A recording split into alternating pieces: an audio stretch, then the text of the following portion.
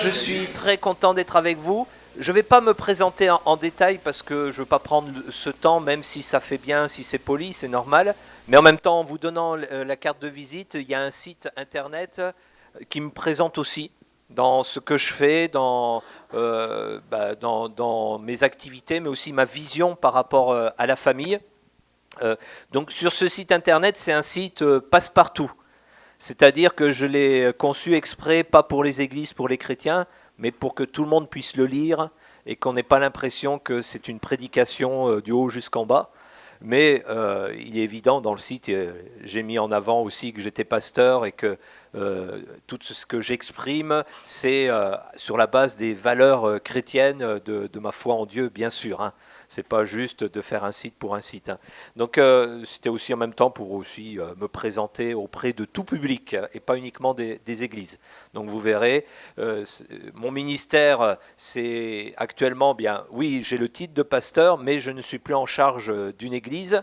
J'ai une activité pastorale et plus particulièrement à l'encontre des familles, envers les familles, les parents, les couples. Je développe depuis une année à peu près, c'est ma deuxième année où je me suis dégagé de tout, on va dire, engagement associatif par rapport à un mouvement particulier, une fédération particulière, pour pouvoir aussi exprimer aussi pleinement ce ministère au niveau de la famille et puis être à la disposition des églises, des uns, des autres.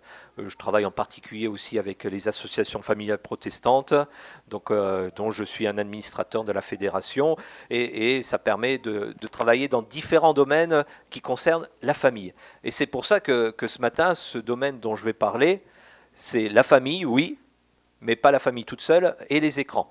Et je vais vous en parler. Alors, d'ici, je vais passer, d'accord. Bon, est-ce que vous avez eu le temps de, pour ceux qui savaient ce que c'était la diapo d'avant, vous avez eu le temps de noter? Bon, alors je reviens en arrière. Est-ce que ça marche? Oui, ça va marcher. Si je mets sur on, j'essaye. Ce qui se passe? Voilà, donc ça veut dire qu'il y a trop de monde entre ma zapette et l'ordinateur. Donc, reviens en arrière alors. Donc c'est juste, hier dans la formation qui a eu lieu toute la journée, on parlait ensemble, je partageais sur ce thème très important, agir sur les comportements de son enfant. Et j'ai pu moi-même suivre une formation gratuite sur le TDAH qui met en avant certains outils mais qui sont adaptés pas uniquement aux enfants qui ont été diagnostiqués TDAH, mais à tous les enfants. Il y a des outils très, très simples. Et pour ceux que ça intéresse, donc, je vous ai mis le site. Alors, si vous ne le notez pas entièrement jusqu'au bout, c'est pas grave. L'important, c'est d'aller sur l'université Laval au Québec, là.ca. Et il y a deux formations gratuites qui durent sur 8 semaines avec 2 heures de travail par semaine. Donc, c'est une formation assez complète sur le TDAH pour, d'un côté, public à la maison. Et d'un autre côté, c'est une autre orientation de la formation pour le monde éducatif, ceux qui travaillent dans un milieu éducatif. Donc, si c'est à la maison, vous choisissez la maison. Si vous êtes dans un milieu éducatif, vous pouvez choisir le milieu éducatif, où là, il y aura sûrement plus de choses qu'à la maison, plus technique sûrement. Donc voilà. Donc on peut aller à mon titre maintenant. Donc ma famille et les écrans, c'est le thème de ce matin. Ne vous inquiétez pas, les enfants, ne vous inquiétez pas. Je ne vais pas dire, il est interdit de regarder un écran, il est interdit de regarder la télé, c'est pas bon, il faut tout détruire, tout ça, parce que c'est mauvais. Non, c'est comme tout, ça dépend comment on gère. C'est comme une époque, la batterie était très mauvaise, très mal vue dans les églises. Depuis, ça a évolué quand même. Hein. Ça dépend comment on en joue et qu'est-ce qu'on fait avec. Voilà, et c'est comme tout. Donc, vous inquiétez pas, je ne vais pas dire à la fin de ce moment-là, détruisez tous vos écrans. Non, je ne dirai pas ça. Je ne suis pas, on va dire, un extrémiste ou un fondamentaliste dans le mauvais sens du terme, hein, par rapport à dire technologie, non, non, non. Mais c'est simplement d'avoir une relation équilibrée avec tous ces outils. Et je poserai plusieurs questions, pas juste, hein, une.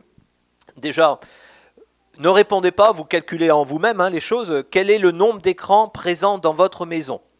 Alors moi j'ai fait le calcul hein, pour ma maison, mais Faites le calcul rapidement. Et nombre d'écrans, ça veut dire smartphone, tablette, ordinateur, télé, console de jeu sur télé, enfin voilà, tous les écrans que vous pouvez croiser dans votre maison. Et je suis sûr qu'il y en a un certain nombre, hein, ou un nombre certain.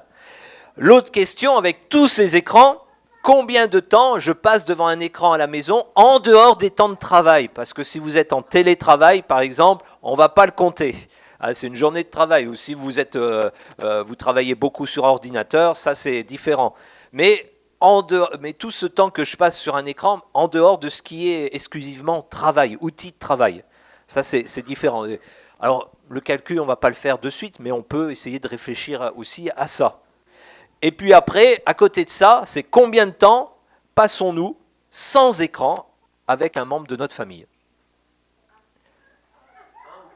Un ou plusieurs. Voilà. Parce que c'est bien de se dire, en dehors des temps de travail, je pense tant d'heures ou tant de minutes, ça dépend des personnes devant les écrans par jour.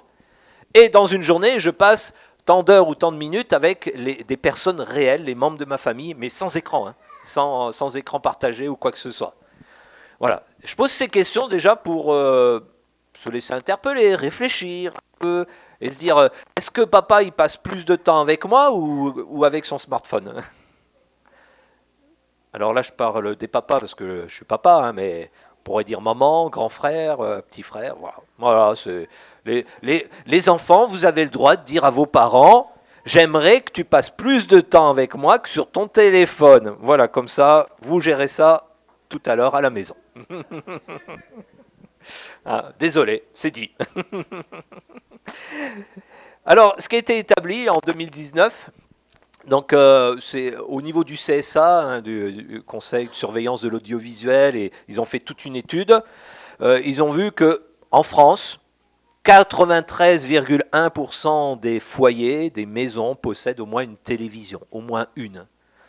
Donc on n'est pas au 100%, il y a encore des résistants, des personnes pour différentes raisons qui n'ont pas d'écran, de télévision.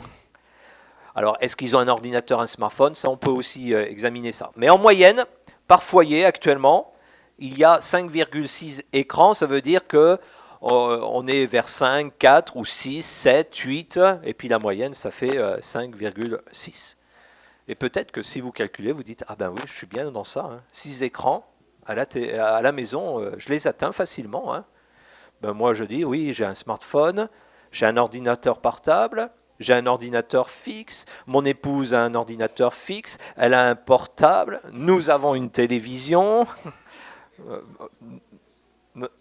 Voilà, et donc les 6, on les atteint facilement.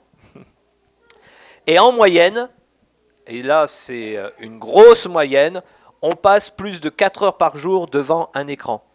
Et je ne parle pas du télétravail, hein, mais vraiment, je rentre à la maison, j'ai fini ma journée de travail, je vais derrière un écran et que je regarde la télé, ou tout au long de la journée, toutes les minutes, les 5 minutes par-ci, les 5 minutes par-là, ou même les 10 minutes par-ci, par-là, passer devant son smartphone, réseau social ou autre chose, cumuler tout ça, ça fait en moyenne 4 heures par jour.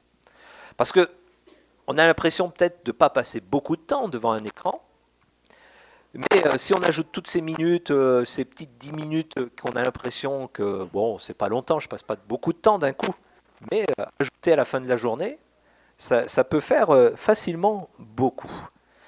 Et la question que je vous pose maintenant, est-ce que, parce qu'on est dans une famille, est-ce que tout ce temps passé devant les écrans, tout ce nombre d'écrans, et je ne suis pas en train de dire que c'est une mauvaise chose, ce nombre d'écrans à la maison, moi-même j'en ai 6, le temps passé, savoir est-ce que jusqu'où c'est utile, pas utile, que c'est bien, pas bien, c'est pas là ma question, c'est simplement de dire est-ce que ça répond aux besoins profonds des individus et de la famille? Parce que si ces besoins profonds ne sont pas satisfaits par les écrans, il faut les satisfaire, parce que c'est comme ça qu'on est bien dans la vie. On est bien dans la vie quand on a nos besoins profonds qui sont satisfaits. Et comme je disais vendredi soir, et là on est dans le cœur de Dieu, le premier besoin c'est un besoin affectif. Dieu est amour, il exprime son affection à notre égard, son amour n'est pas une théorie ou juste un mot, c'est du concret au quotidien, c'est pratique, je le ressens, mais ce n'est pas juste un sentiment, je suis capable de dire, il est amour pour tel fait, telle expérience, telle parole qu'il a pu me donner, Dieu même, je le sais, il répond à ce besoin profond, besoin affectif, et il y en a d'autres. Et là, la question est de dire, est-ce que dans ma famille, les écrans répondent à ça, oui ou non? C'est comme ça que je vais orienter ce partage de ce matin. C'est pas de dire c'est bien, pas bien, ce qu'il y a à regarder. Je ne veux pas faire une sélection de contenu en disant ne regardez pas ça, regardez ça. Bon, les adultes, vous êtes assez grands pour sélectionner, hein, mais c'est surtout de dire, bon, ma famille, elle a des besoins. Les membres de ma famille, ils ont des besoins. Et comme je disais vendredi, un enfant, il ne peut pas grandir sans que ce besoin affectif soit satisfait, et pleinement satisfait. Donc est-ce que, en le plaçant devant une télé, ça répond à son besoin affectif? Je ne réponds pas à la question, mais je vous laisse répondre. Hein. Voilà, that's the question, comme diraient certains. Hein. Est-ce que les écrans permettent de vivre ce que Jean-Baptiste a vécu et de ce que Jésus a vécu? On lit ces deux versets dans la Bible. Le petit enfant, donc Jean-Baptiste, grandissait et son esprit se fortifiait. Plus tard, il vécut dans les lieux déserts jusqu'au jour où il se manifesta publiquement au peuple d'Israël. C'est sûr, à l'époque, il n'y avait pas d'écran, donc il n'y a pas de choix. Hein. Il ne pouvait pas faire autrement. Mais c'est surtout cette phrase, le petit enfant grandissait et son esprit se fortifiait. Est-ce que le temps passé devant un écran me permet de fortifier mon esprit et de grandir harmonieusement, comme Dieu veut que je grandisse parce qu'il m'a créé avec tout ce qu'il faut pour bien grandir? Jésus grandissait et progressait en sagesse, et il se rendait toujours plus agréable à Dieu et aux hommes. Est-ce que le temps passé devant un écran, que ça soit un jeu, un dessin animé, ou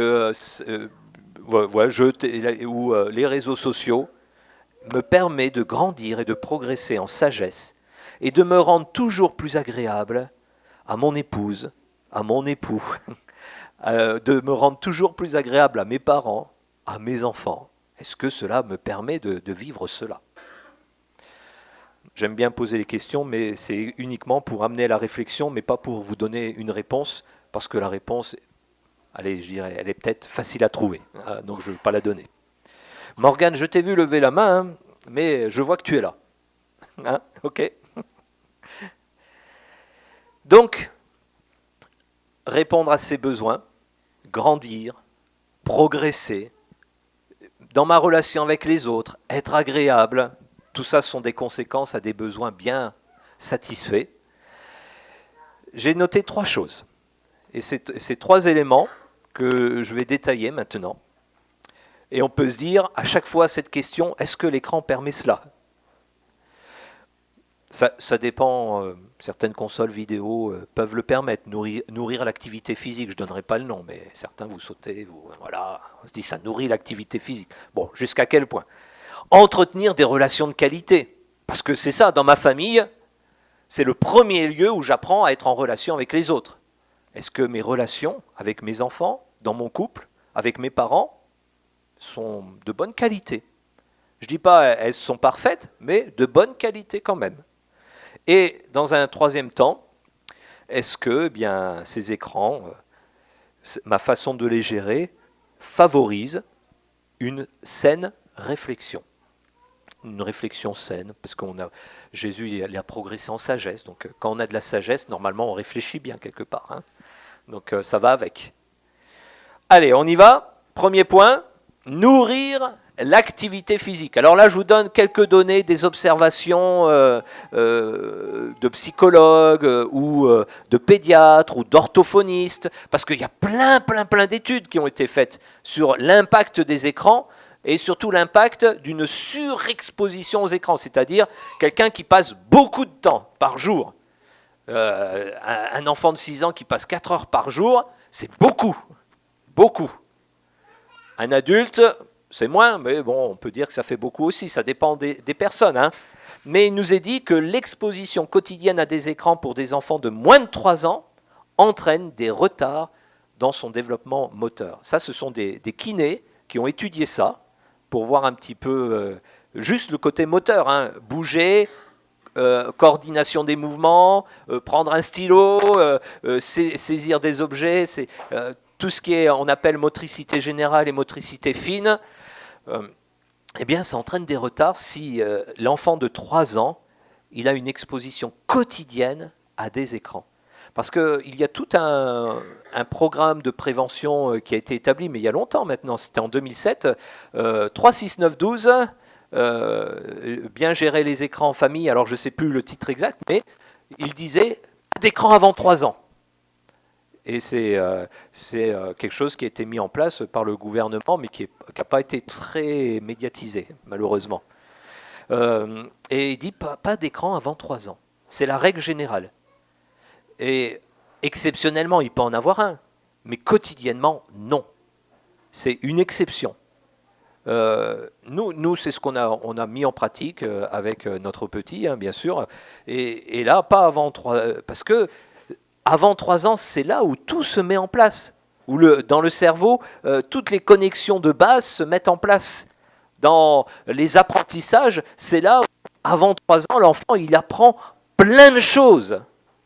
Ben oui, il apprend à marcher, à courir, il apprend à manger tout seul, il apprend à parler, et puis son cerveau se développe, il apprend à reconnaître les choses autour de lui, à les nommer. Son développement, il est formidable avant 3 ans. Et certaines études et certaines personnes sont très virulentes par rapport à ça, et elles ont raison parce qu'elles ont vu les dégâts que ça faisait sur des retards d'apprentissage, mais des retards moteurs aussi, simplement de dire l'enfant, au niveau de la coordination de ses mouvements, c'est moins bien que l'enfant qui n'a pas eu d'écran avant 3 ans. Donc c'est à considérer, et Dieu nous donne la sagesse pour réaliser cela. Je dirais, il n'y a pas besoin d'aller lire dans la Bible pour découvrir ça. C'est de dire, prends soin de ton corps. Et de quelle manière je prends soin de mon corps? Ça commence même par ces écrans, parce que ces écrans ont un impact sur le corps, le développement de l'enfant, et sur le corps d'une manière plus générale, parce que là je ne l'ai pas noté, mais on va déjà lire ça, c'est que l'écran avant de dormir perturbe le temps d'endormissement. Une étude, pareil, des bébés, de bébés à partir de 6 mois jusqu'à 3 ans, on regardait un peu le temps d'écran, si ça avait un impact sur le sommeil de l'enfant. Alors on dit non, comme ça il s'endort mieux. C'est une erreur. En fait, ça a été démontré, c'est pas juste des impressions qu'il faut avoir, il faut regarder ces études, ces personnes qui ont étudié ces choses. C'est pas juste je pense que. Ça a été observé avec chiffres à la clé, des personnes sérieuses. Et concernant ces bébés de 6 mois, jusqu'à le petit enfant à 3 ans, à 6 mois, certains regardaient 8 minutes d'écran par jour. Sur une tablette, en fait, c'était juste la tablette. Ils étaient sur leur tablette 8 minutes par jour, à 6 mois. C'est un peu tôt, hein, mais oui, mais ça existe. Jusqu'à 3 ans, où certains, c'était 45 minutes par jour sur la tablette. Et ils ont remarqué que ces enfants, eh bien, ils mettaient 15 minutes de plus pour s'endormir que les autres enfants. Vous allez me dire, oh, 15 minutes, c'est quoi? C'est rien. Pour un adulte, c'est peut-être rien, mais pour un enfant, c'est beaucoup. C'est beaucoup. Et une fois qu'ils sont endormis, ça va, ils dorment, ils ne sont pas perturbés. Mais le temps d'endormissement est allongé. Et là, c'est de dire, avant 3 ans, le sommeil, on sait que c'est important parce que c'est dans le moment de sommeil que tout se met en place dans le cerveau et qu'un certain nombre d'hormones se mettent en route. Donc ça fait 15 minutes de sécrétion d'hormones en moins. Donc ça peut avoir des conséquences. Donc c'est la réalité. Je mettais aussi là le fond sonore d'une télévision perturbe la qualité du sommeil des petits. On pense que c'est pas grave, mais le petit qui est dans la chambre d'à côté et nous qui regardons la télé, non mais ça l'empêche pas de dormir. C'était démontré, oui, ça l'empêche pas de dormir, mais le son il rentre quand même, et ça agit aussi. Donc c'est tout un ensemble de choses. Ce sont des études, C'est sûr qu'elles ne vont pas être médiatisées par les vendeurs de télé ou de tablettes. Mais voilà, les scientifiques alertent de partout. Ils disent attention, attention, votre corps, ses besoins physiques, physiologiques, les écrans n'y répondent pas. N'y répondent pas. Il y a d'autres choses à dire, mais ça serait trop long. Ce qui est sûr, c'est que devant un écran, je suis pas, moi en tant qu'adulte, je ne fais pas trop d'exercice physique. Donc on le sait, ça a été dit, les risques d'obésité, de problèmes cardiaques, tout ça, parce qu'on ne bouge pas. On est assez passif devant une télé. Là, je vais passer cette image. Vous avez une image, mais je la passe. Je cite un verset biblique qui apparaît, qui nous rappelle que c'est important de bouger. Proverbe 12, 27. Le paresseux ne fait pas rôtir son gibier, mais c'est surtout la deuxième partie qui est intéressante, puisqu'on est dans le positif. Il n'y a pas de paresseux ici, d'accord? Personne n'est paresseux. On est plus ou moins actif. Le bien le plus précieux de l'être humain, c'est l'activité. Parce que dans le proverbe, le mot homme, c'est pas que homme, c'est homme et femme, bien sûr. Donc je dis l'être humain, c'est l'activité. Quand on est en activité, il dit waouh, ça c'est un trésor. Et ce qui est intéressant dans ce proverbe, l'expression ne fait pas rôtir. Le mot rôtir, c'est aussi, ça peut signifier mettre en mouvement. Donc le paresseux, il ne met pas en mouvement. Ben oui, la rôtisserie, ça on le traduit aujourd'hui. Et quelque part, quand on ne se met pas en mouvement, on est grillé d'un côté et pas cuit de l'autre. Donc rien n'est bon. Et physiquement, on a besoin de bouger. Et ça a été prouvé aussi qu'au niveau apprentissage, on apprend avec le corps, pas juste avec la tête. Et que lorsqu'on bouge, lorsque le corps est en mouvement, il apprend plus facilement que, je suis désolé, vous êtes assis, que lorsqu'il est assis. C'est les neurosciences qui l'ont montré, mis en évidence. Et c'est vrai, moi personnellement, quand je pars en balade, c'est là où je suis le plus inspiré. Et que tout se met en place, et ouais, boum, boum. Mais assis, c'est plus compliqué. Assis, en fait, je retranscris ce que mon cerveau m'a dit pendant que je baladais.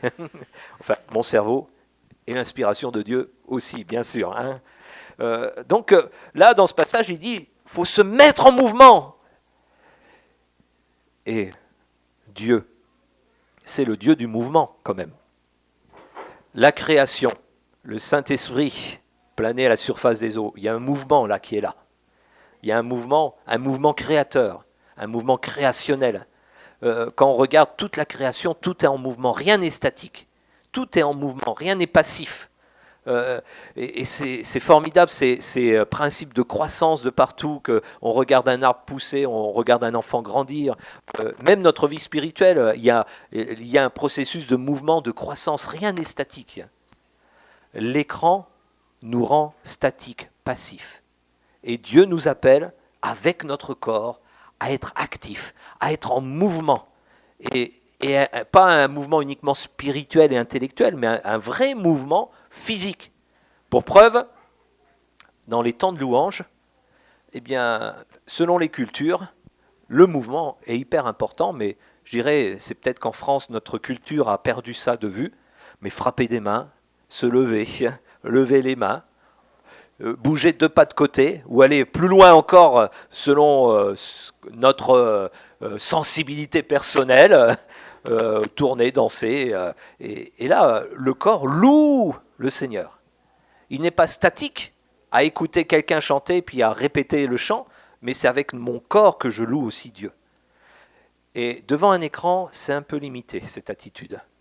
À moins que vous sachiez ces choses et que lorsque vous regardez un temps de louange d'une église quelconque devant votre écran, eh bien dans votre salon, ça bouge. Vous n'êtes pas juste assis. Si ça bouge, c'est bon, ça va, vous êtes dedans. Mais si c'est juste... Mais le corps a besoin de se mettre en mouvement. Dieu nous a créés ainsi. Et c'est avec notre corps que nous servons Dieu en premier. Moi, quand je lis ça, ce verset, ne mettez pas vos membres à la disposition du péché comme des armes au service du mal. Mais puisque vous étiez morts et que vous êtes maintenant vivants, offrez-vous vous-même à Dieu et mettez vos membres à sa disposition. Donc vos membres, on est dans le corps, le physique, le visuel, le factuel. Mettez vos membres à sa disposition comme des armes au service du bien. Assis devant un écran, mon corps, comme arme, il n'est pas encore en mouvement. Et c'est là où je dis, eh bien voilà, si je veux que mon corps, selon ce que Dieu veut pour moi, j'ai dit, Seigneur, sauve-moi du péché. Et oui, parce que j'ai réalisé qu'avant, avec mes mains, je faisais le mal. Avec mes yeux, je regardais le mal. Avec ma bouche, je disais le mal. Même mon odorat, il cherchait que des odeurs mauvaises. Je me souviens d'un ado, là je ne l'ai toujours pas compris. Ah, moi je préfère l'odeur des gaz d'échappement que de la nature. Eh bien, même ton nez, il t'attire vers le mal, quoi. C'est terrible, ça. Mes oreilles, qu'est-ce qu'elles entendent? Mes pieds, qu'est-ce qu'ils font? Ils jouent au foot ou ils tapent les tibias des voisins? Qu'est-ce qu'ils font, mes pieds? Et là, il dit, oui, mais avant j'étais comme ça, c'était la réalité. Et bien maintenant, puisque Jésus, tu m'as changé, tu m'as sauvé, tu m'as dit, mais tu sais, je t'ai donné ce corps, il est beau, il est merveilleux. Je ne te l'ai pas donné pour que tu fasses des choses mauvaises avec, mais pour que ça devienne comme une arme. Ça veut dire, ah oui, c'est pas juste, j'essaye de faire ce que je peux. Non, c'est une arme, il y a toujours une efficacité derrière, avec un but, avec quelque chose qui permet de trancher aussi les choses et d'amener des choses nouvelles quelque part. Et dire, avec mon corps, je vais amener des choses nouvelles, du bien. Là où tout le monde donne des coups de pied, moi, je ne vais pas donner de coups de pied. Ça suffit. Je vais simplement avancer avec et porter la personne qui est dans le besoin. Et on sait toutes ces choses. C'est ce mouvement que Dieu veut. Est-ce que l'écran le permet, le favorise, le facilite? Bon, vous connaissez la réponse, je ne vais pas la dire. Deuxième point. Entretenir des relations de qualité. Et là, après avoir parlé du corps, eh bien, on parle de ce côté relationnel. Donc, dans une famille, c'est capital. Est-ce qu'on peut vivre dans la même maison si on se fait la tête? Non? Ou à moins d'avoir une grande maison. Seuls les riches peuvent faire ça. Vivre ensemble en se faisant la tête. Comme nous, on a un certain niveau de vie qui n'atteint pas le château, qui permet que chacun ait son lieu. Bon, donc il faut bien qu'on s'arrange avec ça. On vit en famille. Et ce qui fait une famille, ce n'est pas nos conditions matérielles, ce n'est pas notre niveau d'études, notre niveau social, mais c'est la qualité de nos relations. Famille, ça ne veut pas dire vivre ensemble sous le même toit, c'est vivre ensemble les uns avec les autres. C'est ça une famille. Ça m'amuse toujours quand je vois des jeunes ou des encore plus jeunes sur les réseaux sociaux, je suis en couple. Et la personne, il ne l'a jamais vu physiquement. Là, ils ne se sont jamais vus, mais quoi, je suis en couple. Ah d'accord, alors dis-moi, c'est quoi une relation de couple, si tu es en couple? Bon, ils ne savent pas trop, mais bon, c'est comme ça. Et dire, à partir du moment où, à partir de quel moment tu vas dire, on est marié, pour la vie, on est en couple. Ça ne veut rien dire finalement. L'utilisation des écrans, malheureusement, est très individualiste, comme ça a été écrit.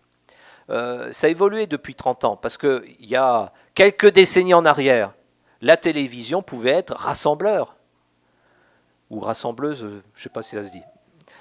Rassembler la famille, allez, on se regarde un bon film ensemble.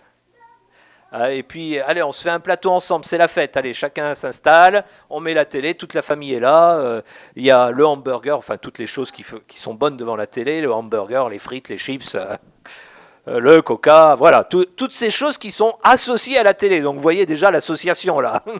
On ne dit pas on va regarder la télé et nous avons prévu des légumes avec des petites sauces au yaourt sans sel.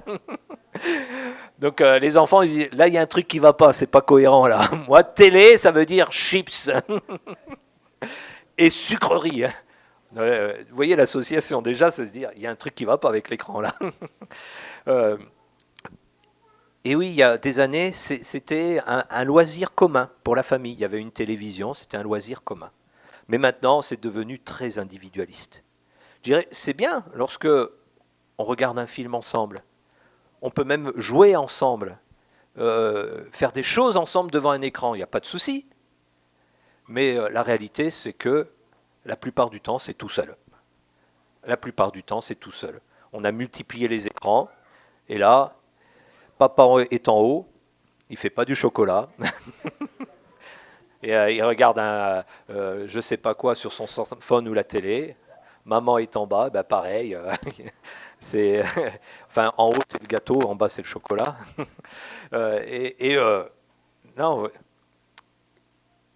et ça, c'est vraiment un drame. Parce que Dieu, on le sait, il ne nous appelle pas à être les uns à côté des autres, mais à être les uns avec les autres, à être ensemble dans des vraies relations. Je notais que ce verset essentiel, je l'ai noté là, je le citais tout au long de ce week-end, je l'ai cité, mais c'est un verset de base, fondamental. Dieu nous a créés en disant « il n'est pas bon que tu sois seul ». Ce mot « seul » veut dire « isolé ». Il n'est pas bon que tu vives sans relation avec les autres.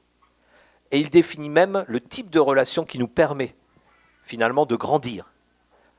Je lui ferai une aide qui soit son vis-à-vis. Cette expression, elle est un peu particulière. J'ai pu voir aussi son sens à travers des commentaires de théologiens qui ont poussé l'explication de ce verset. Une aide qui soit son vis-à-vis. Allez, on laisse tomber cette caricature. J'ai besoin d'une femme, j'ai besoin d'une aide. Allez, viens, parce que le ménage, ça me plaît pas. Donc j'ai besoin de toi. Non, c'est pas ça. C'est une aide qui soit son vis-à-vis. C'est l'expression Ezer Kenegdo. Donc Ezer, Ben Ezer. Jusqu'à présent, l'Éternel nous a secourus. Donc derrière, c'est pas juste j'ai besoin de ton aide, tout ça, mais j'ai besoin que quelqu'un me secoure parce que je suis faible. Dans ma faiblesse, j'ai besoin de quelqu'un qui me secourt. Dieu, secours-moi. Et Dieu dit, ah mais il n'y a pas que moi. Il y a la personne avec qui tu es en relation particulière. Et je ne parle pas que du couple, même si ça s'adresse en premier au couple. Je parle, nous, en tant que parents, vis-à-vis de nos enfants vis-à-vis des parents, en tant qu'homme ou femme, avec un ami proche, une amie proche. Seul, vite, tu seras au pied du mur de tes faiblesses. Tu ne pourras pas aller plus loin. Et l'écran, lui, il ne nous dit pas notre faiblesse, il ne nous secourt pas dans nos faiblesses. Il est juste là pour nous faire plaisir, juste pour nous amener des distractions, et je ne parle pas du travail, mais tout le côté loisir, juste pour nous enfermer dans une bulle où on ne voit pas notre propre réalité, la réalité de qui nous sommes, et que nos faiblesses, elles sont vraiment présentes, et que si on veut changer, on a besoin d'entrer en relation avec quelqu'un qui ne vient pas pour nous taper dessus, mais qui vient pour nous dire, tu sais, ta faiblesse, elle est claire et nette, je peux la noter, je peux lui donner un nom, mais ensemble, allez, on va aller plus loin que cette faiblesse. Ensemble, on fera plus et mieux. Deux valent mieux qu'un, nous dit le proverbe. Et son vis-à-vis, ce qui est particulier, ce kenegdo, c'est une expression qui veut dire face à face, sans blabla, mais qui veut dire aussi front contre front. Poum! Je te donnerai quelqu'un qui va s'opposer à toi. On pourrait le traduire comme ça. Ah, c'est ça le mariage! Moi, le côté aide, ok, mais s'opposer à moi, non. Ben oui, parce que sinon tu vas croire que tu es tout puissant, que tu es Dieu. C'est un peu ennuyeux ça. Tu vas croire que tu es le meilleur, tu n'as aucune faiblesse, que tout va bien et que tout ce que tu as envie, on doit te le donner. S'il n'y a personne en face pour me dire non, et je pense aux parents vis-à-vis des enfants, si les parents ne sont pas là pour dire non de temps en temps, l'enfant dans la toute-puissance. Et à un moment donné, pourquoi aurais-je besoin de Dieu? Si, j'ai besoin de Dieu s'il permet de me faire grandir dans mon impression de toute-puissance et me mettre en haut du sommet de la société mondiale. Et là, l'écran, lui, il ne favorise pas ça. Par contre, la relation, elle favorise les conflits. Et oui. Pourquoi une relation c'est importante? Parce que uniquement dans les relations, on trouve des conflits. Vous allez me dire, comment? Ben oui. Et le conflit, c'est salutaire, pour me faire grandir. Le conflit, c'est pas un problème, c'est la façon dont on le gère après. Si on prend la fuite en regardant un écran parce qu'on ne veut pas gérer les conflits, parce que ça nous pousse dans certains retranchements personnels et puis on ne veut pas, ben là, il y a un vrai problème. On a besoin de la relation. La famille a besoin d'être ensemble, de prendre ces temps de communication, de prendre ces temps où l'un parle à l'autre, où l'un dit la vérité à l'autre avec amour, comme Dieu sait nous le dire, et de temps en temps il s'oppose à nous, pas parce qu'il nous veut du mal, mais en disant non, là c'est un chemin où tu t'égares, là, tu ne vas pas grandir dans ce chemin. Là, si Jésus-Christ a donné ses enseignements, s'il nous a donné son esprit, et si de temps en temps, comme Paul l'a dit à un moment donné dans Actes des Apôtres, le Saint-Esprit a fermé la porte, il s'est opposé, il n'a pas voulu qu'on aille là-bas. Eux, ils étaient en chemin, mais le Saint-Esprit nous a bloqué le passage. Bien parfois, c'est ainsi parce que Dieu a toujours quelque chose de mieux pour nous et il veut qu'on sorte d'une certaine façon de fonctionner qui vient du péché, qui vient du monde, mais qui ne vient pas de sa sainteté. Et là, il nous a donné les relations pour progresser, les relations dans l'Église. Et il n'y a rien de mieux que de côtoyer un frère et de se prendre le bec avec lui. Et de se prendre la tête avec lui. Je dis merci Seigneur pour ta bénédiction. Ça a été dur avec lui. Mais on en est sortis vainqueurs tous les deux et grandis tous les deux. C'est ça être adulte, hein. C'est pas de faire la tête après. Mais c'est d'accepter, d'écouter et d'évoluer et de grandir. Bon, c'est peut-être pour ça que certains ils veulent pas l'Église parce que il y a ce verset aussi. Alors, je l'avais dit. Non, je l'ai pas noté. Donc je le cite. Donc après, il n'est pas bon que l'homme soit seul. Ce verset qui dit « Celui qui ne cherche pas son intérêt s'isole des autres. Il s'irrite quand on lui propose de l'aide. » Voilà, je ne l'avais pas noté ce verset. Hein. Donc voilà, je vous mets au défi, dans votre maison, mais aussi dans l'église, de vivre ce qui rassemble et de ne pas vivre chacun pour soi derrière un écran ou derrière une activité, mais de vivre des temps où tous sont en relation, Venir à l'église, pas le lieu, mais vivre des choses ensemble, c'est essentiel. Juste, et là je saute tous les versets que j'avais écrits. Donc on reste sur il n'est pas bon que l'homme soit seul, les autres je ne les prendrai pas, je te dirai signe quand faudra aller. Juste ça, ce temps de communion fraternelle, eh bien il permet ce temps de relation familiale à la maison, mais aussi vivre des choses en famille à l'église. Il permet de vivre des choses qu'on ne vivra pas tout seul, chacun de son côté. L'enfant de son côté, l'adulte de l'autre, papa d'un côté, maman de l'autre. Parce que quand je lis Actes des Apôtres, je vois les fondements finalement de l'Église. Le Saint-Esprit a été envoyé pas des individus chacun dans leur maison qui après se sont rassemblés en disant « Waouh, on a reçu, ah toi aussi, ah oui, nous aussi, toi aussi, ah c'est super, si on formait une église !» Non, ils étaient tous ensemble. Tous ensemble. Alors, il est parlé de 120, mais je peux supposer qu'à l'époque, on n'abandonnait pas les enfants. Donc je peux supposer qu'il y avait par-ci par-là des enfants, des familles, on peut supposer. C'est une supposition personnelle, hein, ça n'appartient qu'à moi. Hein. On peut dire pour, contre, mais on voit des rassemblements dans l'Ancien Testament où des textes qui sont clairs, où il nous est dit femmes, enfants, ils étaient là aussi, ils étaient là. Et ils vivaient quelque chose ensemble de fort, de commun. Et quand on vit quelque chose de commun ensemble, ça solidifie, ça affermit les liens, les relations. Chacun vit son expérience à son côté, ça me permet d'évoluer, de changer. Mais ça ne me permet pas de faire grandir ma relation. Et une famille, ce n'est pas la somme d'un certain nombre d'individus. Une famille, c'est un groupe interconnecté avec des relations. Alors pour l'image, on reprend son cerveau. Moi j'en ai un dessous là. Vous aussi, je pense. Hein, les enfants, vous avez quelque chose là dans la tête? Hein, c'est le centre de commande, c'est le cerveau qui vous permet de respirer, de sauter, de réfléchir, de parler, de penser, de faire des bêtises, ou d'être sage, ça dépend. Et là-dedans, il y a tout ce qu'on appelle les neurones. C'est des petites cellules, c'est très, très petit, hein, ça ne se voit pas. Hein, pop, pop, pop. Et ces petites cellules, elles se mettent en lien les unes avec les autres, hein, et puis elles envoient des informations à l'une, à l'autre, et puis attention, il faut marcher, et on marche. Et qu'est-ce qui me fait marcher? Finalement, c'est des connexions là dans la tête de partout. Il y a des connexions. Il y en a des nouvelles qui se créent, des anciennes qui ne servent plus à rien, elles disparaissent, ça ne sert plus à rien. Et puis hop, hop, hop, hop. Tout est une histoire de relation et de connexion. Et ça me fait vivre. Eh bien, on pourrait dire, la famille, c'est un grand cerveau et chacun d'entre nous, nous sommes des neurones. Et de quelle manière je me mets en connexion avec l'autre pour que la famille se mette en mouvement et qu'elle vive. Et qu'elle vive. Et si on ne fait rien pour établir ces connexions, la famille, elle dépérit. Elle ne vit pas. Et on est étonné, on se dit, je ne sais pas ce qui se passe, ça ne va pas, on fait que de se disputer, on n'arrive pas à résoudre nos problèmes, tout ça. Et on regarde la vie quotidienne, eh bien, chacun est devant son activité individuelle, chacun est devant peut-être son écran ou pas. Hein.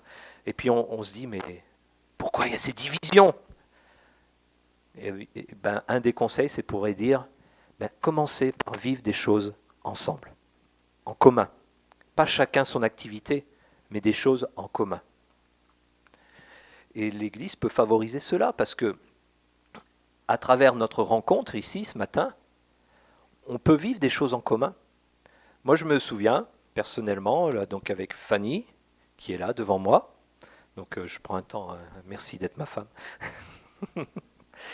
Et on était avec nos deux grands garçons, en fait ce sont des mineurs isolés qu'on avait accueillis à l'âge de 13 ans, et puis on a fait une colo tous ensemble. Mais je me souviens d'un temps de partage spirituel, comme on en trouve dans les colos chrétiennes, où là, suite aussi à une intervention particulière, chaque groupe s'est retrouvé ensemble, donc on s'est retrouvé ensemble avec nos garçons et tout, à prier l'un pour l'autre, à pleurer l'un avec l'autre, à sentir Dieu agissant en nous, parce que à 14 ans, 13, 14, 15 ans, lorsque tu es un mineur isolé déraciné de ton pays, c'est pas la joie tous les jours à la maison, hein, il y a des traumatismes. Donc à un moment donné, il faut vivre quelque chose de particulier si on veut avoir un lien, pas dire on est leur famille, mais dire on crée quelque chose là. Et puis après, ça simplifiait la rentrée scolaire de cette année, ça c'est clair. Hein. Et c'est là, devant toutes nos difficultés, j'insiste là-dessus parce que c'est tellement important, même si je dirais moins pour la suite, c'est tellement important de vivre ensemble et de se dire, mais qu'est-ce qui nous sépare les uns et les autres à la maison? Si c'est l'écran, il faut arrêter qu'on passe tout ce temps chacun pour soi. Si c'est autre chose, c'est peut-être pas l'écran, mais ça peut être autre chose. Hein. Et dire, bon ben voilà, il faut qu'on rassemble, qu'on se rassemble. L'écran n'est pas une aide pour rassembler, c'est simplement quelque chose pour se faire du bien un moment, mais ça ne rassemble pas, ça ne rassemble pas vraiment. On va aller, et là je vais aller plus rapidement parce que le temps est avancé et je vois que j'ai beaucoup parlé. Oui, tout à fait. Ouais. Et j'ai pas envie de vous user parce que l'expérience commune, là, elle va pas être heureuse. Simplement, là, rapidement, mais je ne veux pas détailler, sur est-ce que les écrans favorisent une saine réflexion. Là aussi, il y a des études qui ont été démontrées depuis longtemps que le véritable programme éducatif n'existe pas vraiment à travers un écran. Quand on dit « Ah mais c'est un programme adapté pour les enfants, c'est éducatif », ils ont étudié, on se dit l'apport est très négligeable. Et il faut vraiment que ce soit un programme tip-top. Mais on va dire les 80%, c'est pas ça. On le met mot éducatif, ça fait passer la pilule, les parents mettent les enfants devant la télé et tout va bien. Alors, je ne veux pas parler des réseaux sociaux, mais est-ce que à travers les réseaux sociaux, on apprend à bien réfléchir? Bon, quand on voit la manière de s'exprimer et la violence aussi dans sa façon d'exprimer, je dis, bon, c'est peut-être la saine réflexion, elle n'y est pas. Hein, elle n'y est pas. Bon, le problème, c'est qu'il y a des personnalités qui ne nous donnent pas l'exemple, hein, qui sont très médiatisées dans leur façon de parler ou de tweeter. On dit, bon, c'est dommage. Jésus a dit, on voit ces deux paroles, « Je suis le bon berger ». Et je terminerai avec ces 2 versets. Tous ceux qui sont venus avant moi étaient des voleurs et des brigands, mais les brebis ne les ont pas écoutés. Le voleur, lui, il vient seulement pour voler, pour tuer, pour détruire. Moi, je suis venu afin que les hommes aient la vie, une vie abondante. Je suis le bon berger, et le bon berger donne sa vie pour ses brebis. Quand je lis ces versets, je dis c'est uniquement quand je suis face à face avec Jésus que je trouve la vie et la vie en abondance. Il est parlé de voie, celle des voleurs. Toc, toc, toc, je suis un voleur, tu peux me laisser entrer? Ah, jamais! Le petit chaperon rouge avec le loup, là. Bon, on va changer la voix. Bonjour, je suis ta grand-mère, est-ce que je peux rentrer? Oh bah oui. Mais quand même, quand on a l'habitude de la voix de la grand-mère, on se dit, c'est un peu bizarre sa voix là. Et là, Jésus dit, mais oui, il y a des voleurs et des brigands qui arrivent, qui sont encore là, ils ont une certaine façon de parler, mais si tu es avec le bon berger, si tu es la brebis, tu es au contact de Jésus, tu dis, oula, cette voix, je ne la reconnais pas. Quand on regarde tous les programmes à la télé, il y a plein de voix qu'on ne reconnaît pas comme venant de Dieu, ça c'est clair. Plein de choses qui ne nous incitent pas à avoir une saine réflexion, mais qui sont là pour nous voler, nous capter. Et je ne dirais pas de mots encore plus forts, mais c'est carrément avec force et avec violence qu'ils veulent entrer dans notre tête et nous faire penser des choses qui ne sont pas dignes de Dieu. Le voleur vient seulement pour voler, tuer, détruire. Jésus, tu me donnes la vie, et la vie en abondance. Devant un écran, eh bien, je fais des sélections. Je sélectionne le nombre de minutes, d'heures que je vais passer devant, quel qu'il soit. Je fais des sélections de ce qui va nourrir mon âme, ce qui va nourrir mes yeux. Je fais des sélections aussi pour avoir le temps de faire bouger mon corps et de servir pour le bien dans ce monde.